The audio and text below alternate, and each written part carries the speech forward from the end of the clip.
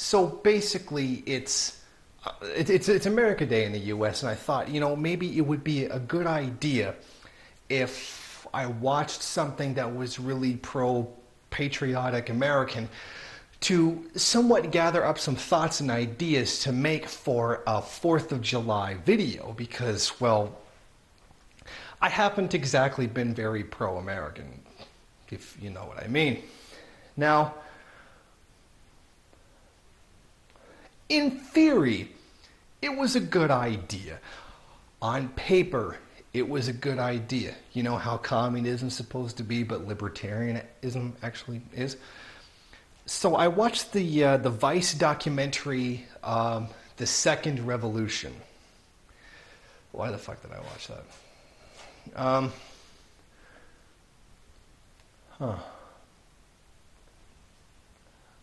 I either lost some more hairs or I got some gray hairs because of that. Having watched that, and a good because I stepped away from it for quite a while. I used to watch that kind of stuff a lot, and I used to do a lot of videos on that stuff, but eventually I ended up going nearly batshit insane because of it. And now that I've gone back to it, I now understand why that almost happened. Watching them talk, they had the two perspectives. The intellectual was sitting there as I was disenfranchised by society, so I decided to write a bunch of books and saying all of the kind of stuff that he would say, and then still whatever his political orientation was. The documentary didn't really make that clear. And then on the other hand, they had Charles Dyer, the guy, the Tea Partier, Oath Keeper guy who raped a 7-year-old girl and was arrested for a bunch of other shit. I had them talking on there, and they were showing how the two different views, how this guy was saying, revolution has to happen, there has to be violence, 1776 will commence again, to quote Alex Jones. And Alex Jones was actually in that documentary quite a lot too. And it's astounding watching these Oath Keeper guys stand there at these Tea Party rallies and say the batshit insane things that they do. It's like, what if we made a political party based on the term non sequitur aeternus, or e pluribus non sequitur? That's probably about what it would be like. It was it's insane to me how they can stand there and they can keep saying, well, this is what happens in a society when the working class is marginalized. I'm like, yes. So we have to stop this when you have a system that doesn't care about human life, doesn't care about people, and only cares about making profits. I'm like, yes. I can't believe I'm hearing this. So we got to get rid of this corporatocracy. Oh, fuck.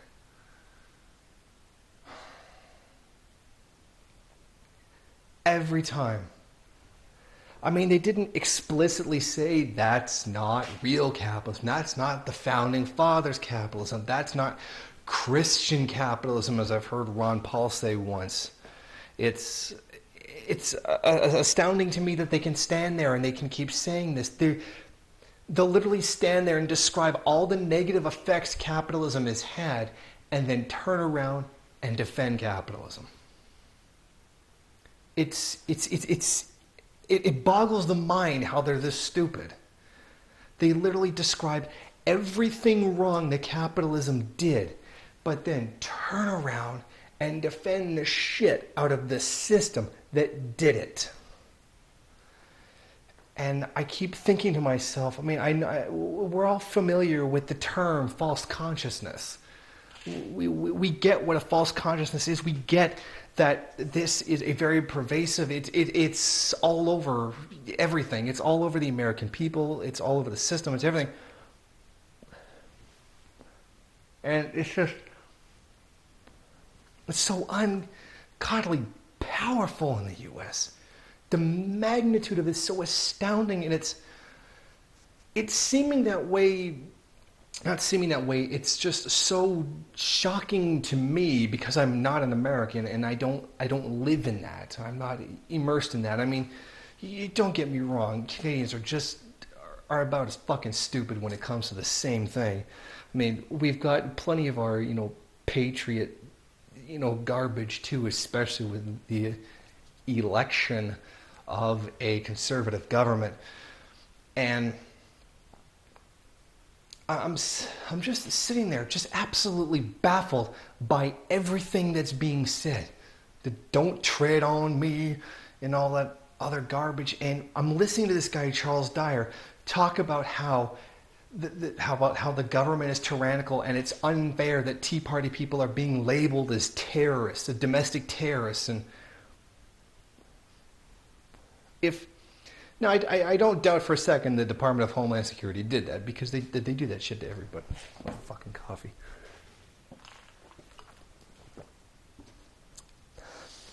But think about that. You're standing in a rally, waving guns, talking about overthrowing the government, and nobody's doing anything to you. Here you are in a documentary, literally combat training to fight the government, and nothing is happening to you. Could you imagine what would happen if those were leftists? Now let's assume for a second that communism existed outside of the internet in the United States. Let's imagine that for a second. Or outside of the internet in North America, excluding Mexico, because Mexicans tend to have, balls. But let's just imagine there actually was a real revolutionary movement outside of Bobavakian. And they went into we went into documentaries and showing training grounds where we were training to overthrow the government. Could you imagine how fast we'd be shot and killed? No, not arrested. Put on trumped up charges, killed. We'd be fucking murdered on the spot. That's goddamn well, that's what they would do to us. Let's look at this another way. Let's imagine those people were black. Let's get a rally of a ton of angry black people, put guns in their hands, and have slogans and signs saying about overthrowing the government.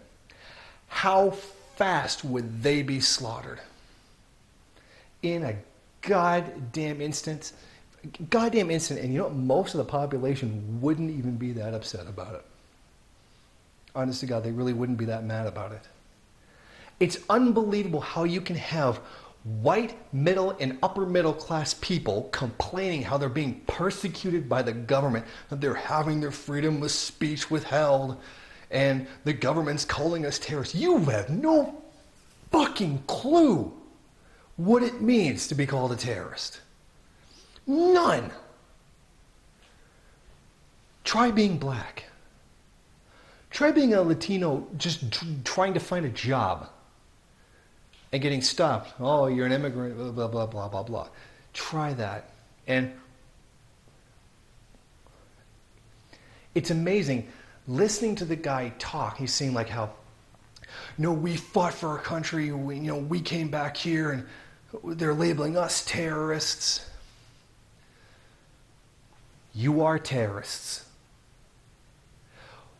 And he's saying about how what he saw in Afghanistan changed him, and I gave my blah, blah, blah to my country, and then they come back and call us terrorists for simply believing in the Constitution.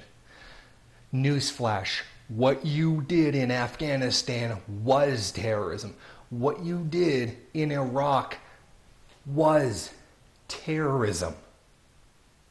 And then he turns around and he says, well, if somebody had stormed in my home, killed my wife, killed my kids, I would have a bomb on my chest and go blow up one of their checkpoints too. But at no point does he ever realize or make the recognition that he's the terrorist, or at least was the terrorist. It's like I understand that they don't understand things that we understand. I mean, I know their social consciousness is not like those of us who are of I can't call us the vanguard, but pathetically, yeah, we are. We are the vanguard, as sad as that is. I mean, I expect them not to know what we know. I expect them not to have the consciousness that we have. But it's how they cannot come to that conclusion. It just absolutely baffles me. It's amazing. And then, both the intellectual guy, he was an intellectual, you can tell, because when they were videotaping him, he had books behind him like Lee Dorn. So, that's how he was really smart. Although he seemed he seemed a lot like a conservative in sheep's clothes. And a conservative in liberal's clothes. Sorry, that's what I meant to say. They sit there and they're saying like how Obama's doing this, Obama's taking away our rights. I won't serve in the military for this president. Could you tell me what's possibly different between serving in the military for this president of Obama and George Bush? Increase in drone strikes. That's it. That's the only actual difference. Literally, they're doing the exact same thing, and they just, for some reason in their minds, they just can't actually see this. It's like, how are you not class conscious in some way over this?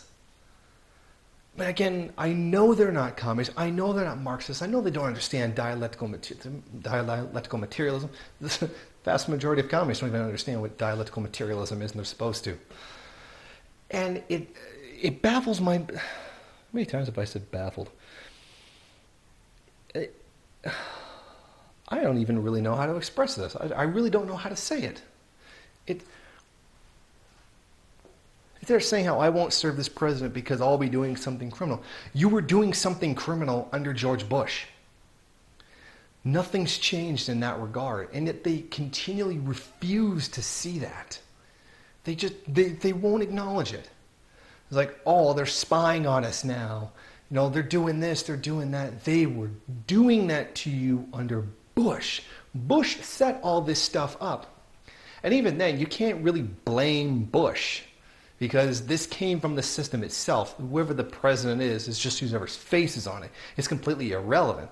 It was still going on. The same thing would have happened. If it had been freaking Al Gore, the same thing would have happened. And don't even give me that liberal bullshit like it would have been different if it had been Gore. No, because then we would have had the wars ended. ... Jesus Christ. Wouldn't have been any different.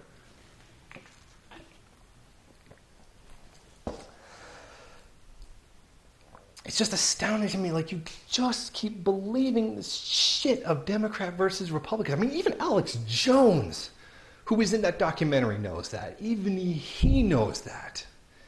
He knows that the whole electoral system is a fraud, and there's about 1 million criticisms that you could make of Alex Jones, and rightful ones at that. And then they jump back to like the intellectual guy, and he's talking about how when you have a system that alienates the working and middle class, yes, it causes social pressures like this, and things can happen. Yes. Next words out of his mouth are, this is the result of corporatocracy. Oh, fuck. This is not corporatocracy. This is capitalism. This is the very system itself. This is the very nature of what it is that capitalism is all about. I mean, you can understand the metaphysical standpoint that they're coming from, that capitalism is one fixed way, it has its ups and downs, and that's it. No, that's not how things work. Matter is always in motion. Thought, politics, all this is matter in motion. There's contradictions that are constantly moving all the time. And if you have no idea what I'm talking about, please see the 2 previous videos on dialectical materialism. There are social forces that are constantly in contradiction. An increase in the quantitative changes that are taking place. The antagonistic contradiction between the 2 parts that make up the great whole are constantly changing. There's motion between each other all the time. Capitalism is not some kind of, would you fuck off with the motorcycle? Fuck you. It's going through constant change. Capitalism doesn't just stay one way. It changes over time. It has to, because nothing is static in the universe. Nothing is without motion. That includes thought. That includes politics. That includes matter. Nothing is static. To hell with metaphysics. And they wonder why they can't really identify the source of any problem. They literally believe it's one way, that's how it is. And then just mysteriously, someday something changes. Oh, rich people started using the government. I mean, the government started making rich people make them serve their interests. Honest to God, that's what they really believe. And that there's nothing inherently wrong with capitalism itself. There's no contradictions within a system that is predicated on contradiction. It must be some evil, invading, influencing outside source like Mexican migrants or the government. It must be the government because the founding fathers said blah, blah, blah. The slave owners, the slave rapers said ... about the federal government doing this and only this. So therefore, what? Nothing should have changed in several hundred years? The form of government, its people? Nothing would change in those hundreds of years? And they can't seem to get it, how it's a dynamic system that goes through changes, matter in motion. It is always constantly changing. And they just don't get it. And I'm blaming that on the lack of education in philosophy. Now, straight up, Canada sucks at teaching philosophy. It sucks. I don't even know if we even have any philosophers. But no, philosophy, I used to think that philosophy was like one of the most useless subjects you could possibly come up with. It was infinitely unimportant compared to things that could get you jobs. And maybe like a year ago, I came to the realization that's wrong. Having now grasped so much of dialectical materialism, and now it explains so much of the freaking world and why it's happening, why things happen, how societies developed, how the material conditions of our societies developed and lead us to where we are, and why it does the things it does. We are doing a disservice to our children by not teaching this, by not teaching any philosophy. You just don't even limit it to dialectical materialism, just any philosophy in general. And of course, there's the logical realization that the ruling class doesn't want us to know it. They don't want us to be able to be educated. Pardon me. They don't want us to be educated on this because they don't want us to be able to think. They don't want us to be able to look at our reality and go, why? It's fucked up. But why? Because when you start asking why, you start investigating. Because that's the basis of investigation. An acknowledgement that you don't know and an attempt to discover it. And they don't want us to do that. That's why they don't teach us philosophy. I mean, look at all these friggin' societies in Europe.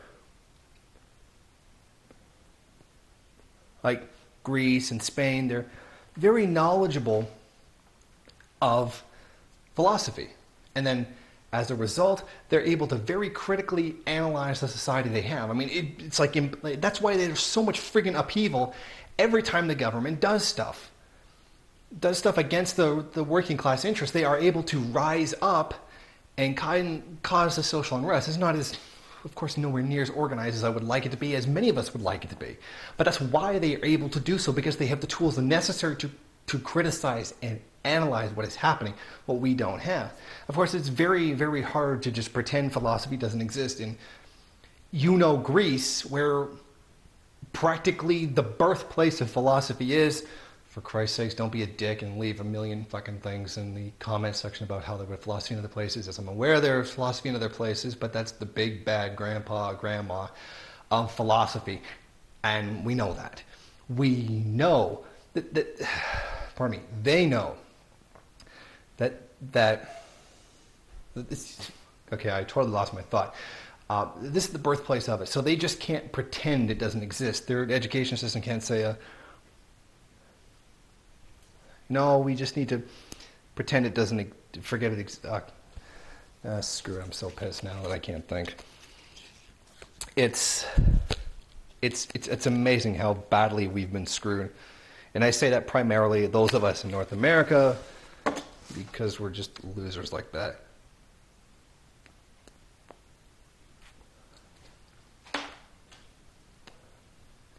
And we need to get this. We need to get our kids, get our teenagers to look at philosophy. It's not a dorky thing. I mean, okay, yeah, it's totally a dorky thing, but it's a really important dorky thing that we have to understand. We have to learn this. If you don't understand the world around you, what do you understand? No, honest to God, like, I went through my teen years knowing jack shit. I knew nothing. But dialectically at the same time, I thought I knew everything. I mean, it's same old stereotype. I thought I did. I thought I knew everything. When I was a teenager, I was metaphysical as fuck. I was basically retarded because of that. And we got to start teaching this. We got to start getting that out there. We got to start teaching philosophy to people. And I have no idea where I was going with any of this. I really just totally forgot what I was doing.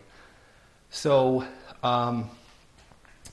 America, 4th of July, to hell with America, you're a terrible country that does horrible, evil things. Everybody learn philosophy. I mean, if you're even just have to refuse to learn dialectical materialism, learn something. Just learn something in some way. Learn some kind of philosophy, because it's good for the mind. It's good for your ability to critically analyze what's happening. Capitalism sucks, and happy 4th of July.